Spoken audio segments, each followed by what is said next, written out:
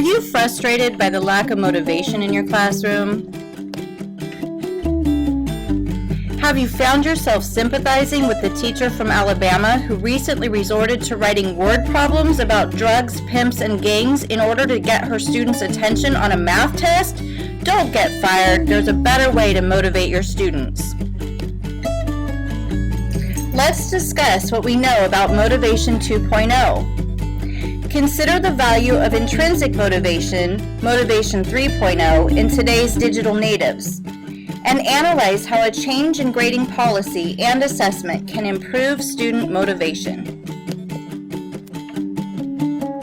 According to Daniel Pink, the world's model for motivation during the 20th century consisted of two very simple ideas: reward an activity and you'll get more of it, punish an activity and you'll get less of it.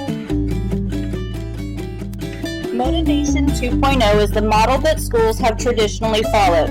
While rewards do not undermine people's motivation on dull tasks that were typical of the past, scientists and scholars have discovered that motivating people with rewards for more meaningful tasks typical of the 21st century can have negative consequences.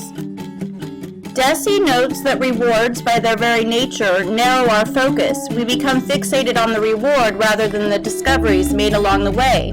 Daniel Pink argues that people motivated by rewards will take shortcuts, which often lead them to the low road. Finally, Frodahl notes that people who have been previously rewarded will not complete a task unless the reward continues to increase. In addition, when people are motivated to behave based on rewards, their behavior often disappears once the reward is removed. To explain why people in today's society require intrinsic motivation, Daniel Pink has coined the term Motivation 3.0. His principle is based on the self-determination theory by Deci and Ryan. He believes that with autonomy, mastery, and purpose, people will live richer lives. Education expert Mark Prensky argues that 21st century learners have needs that are uniquely different from previous generations.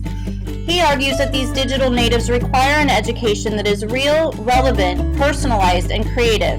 He also proposes that 21st century learners want to make a difference in the world. So how do we change our grading policies to motivate students? We need to stop using grading policies that punish students. For example, giving zeros for incomplete assignments, assigning a semester killer, even averaging all scores equally throughout the semester, as the learning is not the same. The most important change we can make is by providing students with timely feedback. Use formative assessments to inform instruction, identify specific strengths, point out areas needing improvement, suggest actions that can be taken to improve their performance, allow students to resubmit assignments. Learning portfolios are an excellent way for students to show their best work. Learning portfolios emphasize that mistakes in the course were not necessarily failures, but rather lessons learned. How will the school environment look when student failure decreases?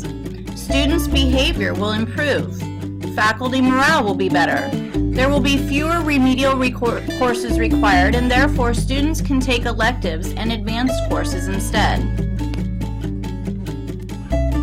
Using the principles of Motivation 3.0 to revise current education practices is a win-win for all.